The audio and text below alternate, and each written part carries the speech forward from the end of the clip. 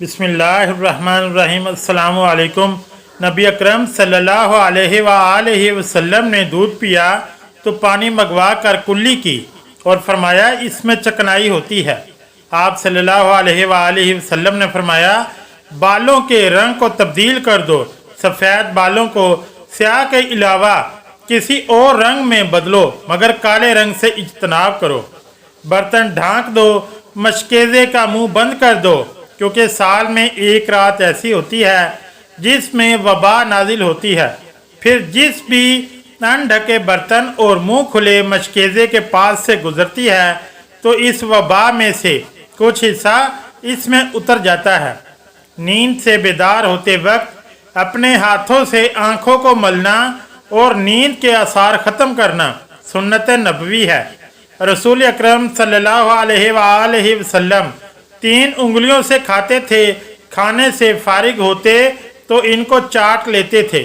रसूलुल्लाह सल्लल्लाहु अलैहि वसल्लम ने हुक्म फरमाया कि कभी कभी नंगे पाँव भी रहा करें।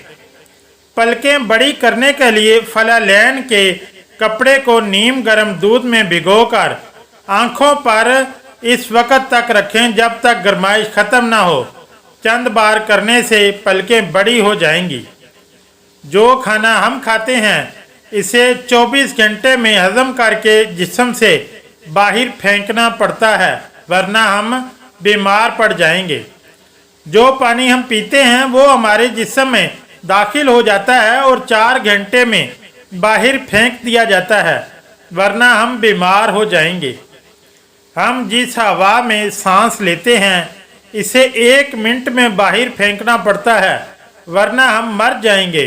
नफ़रत, गुस्सा, गिबत, हसद, अदम तहफ़्फ़ुज़ जैसी मनफी जज्बात के बारे में क्या ख्याल है जो हम अपने जिस्म और जहन में दिनों, महीनों और सालों तक रखते हैं? अगर इन मनफी जज्बात को बाकायदगी से बाहर ना फेंका जाए तो हम नफ्सियाती अमराज का शिकार हो जाते हैं। अगर वीडियो के टोटके अच्छे लगे तो चैनल को लाइक और सब्सक्राइब ज़रूर करें। शुक्रिया। अल्लाह हाफिज़।